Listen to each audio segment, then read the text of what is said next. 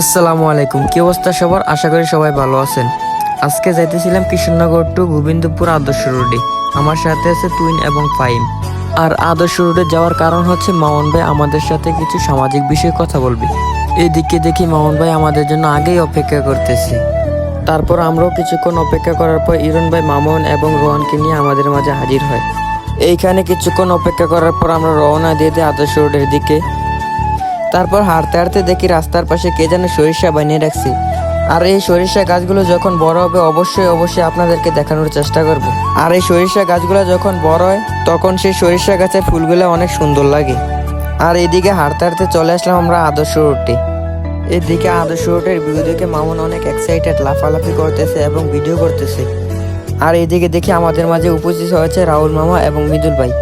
তুহিন এসে তাদেরকে শুভেচ্ছা জানিয়ে নিয়ে যায়। যেহেতু আমরা সবাই একসাথে হয়েছি তাই আমরা সবাই মিলে একটা গ্রুপ ফটো তুলে নিই।